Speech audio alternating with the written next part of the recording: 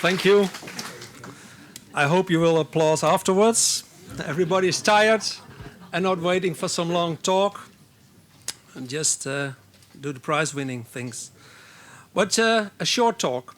It's an honor to be here today and to witness the results of the excellent collaboration between not only project partners, IUT, Housing Europe, and Delphis, but also the engagement of the stakeholder group, national tenant associations, local authorities and providers of public services, social NGOs and financial institutions. I am also very happy that I get to introduce the most exciting part of today's event, the award ceremony. This morning, we have had a useful exchange of views on key themes covering local, social sustainability, environment, economic responsibility and sustainability, good governance and fair relations to stakeholders, responsible human resource management. We have spoken about the European Declaration and the Code of Conduct. However, I think it's now time to concentrate on what this is really about. The reality of the great job organizations are actually doing on the ground, on the working floor. And this is exactly what we are going to do this afternoon. Despite challenging financial times, we can see that housing providers are continuing to respond to needs in local neighborhoods. And this afternoon, we will see some examples of the many initiatives around the European Union. 70 applications were received from 42 housing organizations across 12 European countries. 25 of these are featured in the Handbook of Good Practices, shortlisted by the awards jury, composed of members of the Responsible Housing Stakeholder Forum, which will continue to provide inspiration from other organizations. We should not pretend that it was easy to achieve the level of entries. It took a considerable amount of communication and publicity. The reason behind this is that the innovative and inspiring work being celebrated here today is not planned and carried out with award-winning in mind. It is not planned with presentations and conference in mind. Not at all, in fact. It is seen as business as usual and the normal, everyday, natural work of our organizations and the people who live and work there. It is this type of culture of just getting on with the job which makes this initiative today and the future work extremely important. We must stand up and shout about this work and make a lot of noise about it. We must describe what it means to for people, communities, economies, the environment, and increasingly important in today's financial climate of cuts in the social sector. We must be ready to show how this high-impact work is being carried out efficiently. We must make this noise at a local level, national level, but also a level which is having an ever-increasing impact and not always positive effect on our work, our welfare systems, on our public services, on our government, budgetary management. That is the European level, which makes it right and fitting that we are here in Brussels today. So, I would talk short. I keep my promise. So now, not to delay too much the action, I have the honor to give the floor to Mr. Michael Ludwig, who will deliver some opening words. The floor is yours. Thank you.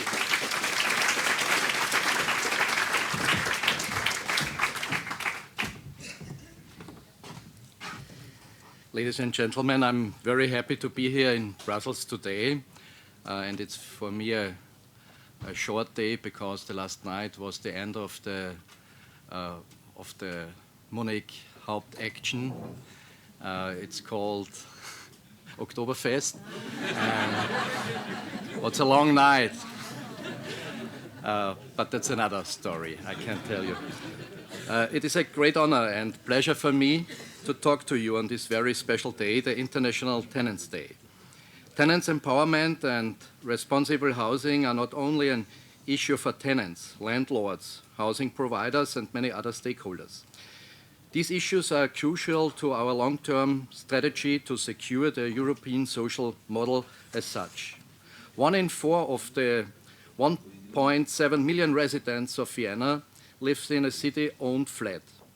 Vienna owns about 220,000 municipal apartments, which makes its enterprise Housing in Vienna, Europe's largest property management.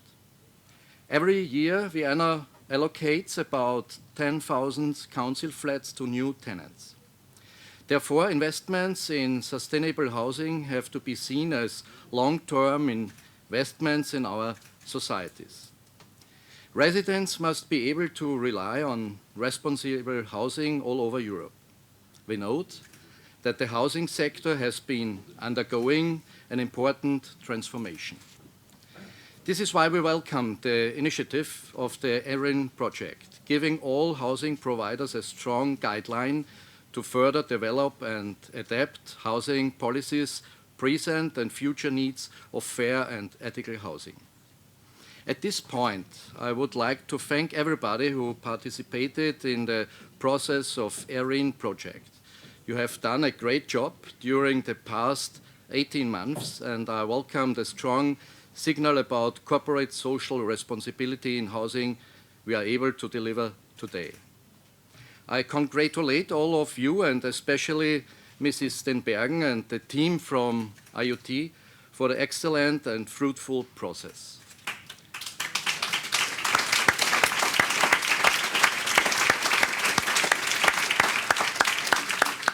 But let me, as the City Councillor for Housing of Vienna, point out why we are so interested in taking part in this process. For several years now, Vienna has kept the title as the city with the highest quality of life in the world, given by Mercer. This would not be possible if the city did not offer a high quality of housing to all its citizens. It is not only one of my primary objectives to maintain and further enhance this high standard. It is a declared aim of our whole city government. Good and affordable housing includes the right hardware, that is high quality new construction and urban renewal projects, which in contrast to many other cities do not result in the displacement of socially weak residents. The foundation for this new construction and redevelopment projects is provided by the city's housing subsidy policy, which I am committed to maintain. On the other hand, harmonious coexistence in our city requires supportive measures which address and actively involve as many people as possible. I called it the software in a house. Subsidized housing in Vienna is the key instrument in the creation and securing of affordable living space, and so for safeguarding and promoting a high quality of life in Vienna. As the largest homeowner in Austria, the city of Vienna is responsible for 220,000 of its own rented apartments. However, in more recent years, the majority of social housing developments have been completed by non-profit housing corporations. These are given tax advantages and are obliged to reinvest most of the profits in building new homes. Rents are clearly regulated, with the general guideline being the rent to cover the cost of financing plus running costs and value-added tax. To further reduce building costs, but also to achieve high standards in both environmental and architectural terms, all subsidized housing projects have to go through an interdisciplinary jury with judges them based on 4 sets of criteria: planning, costs, ecology, and social sustainability, the latter having become the most important in recent competitions. The overall aim is to foster functional and social mix with a special emphasis on creating new communities. Among these topics, you may recognize many issues of the ERHIN projects. We really like the integrated approach you have chosen to discuss corporate social responsibility in housing. We very much felt that this also reflects our own strategy in the Living Social Housing Lab of the city of Vienna. An important issue in your project was and is social cohesion, another common point between ERHIN and the city of Vienna. About 1/3 of all the Viennese have an immigrant background. That is, they or their parents moved to Vienna from elsewhere. Providing these people with contemporary dwellings while preventing ghettos from forming is a core priority of the housing policy in Vienna. An important point is the very strong legal status for all Austrian tenants. Beside the limited rent for a defined period of construction, tenants in privately owned rental buildings are guaranteed important rights. In social housing, only indefinite contracts are permitted, and tenants enjoy a broad participation in the day-to-day management of the building. This unusually high security for tenants may explain why about 80% of all Vienna residents live in rental apartments. And in our own communal housing, company tenants' participation has been an important matter for many years. We feel that ownership, not in the economic, but more in the psychological sense, is crucial for better living together. Wiener Wohnen is the housing organization of the city of Vienna. Wohnpartner, in English, Housing Living Partner, is a new neighborhood service.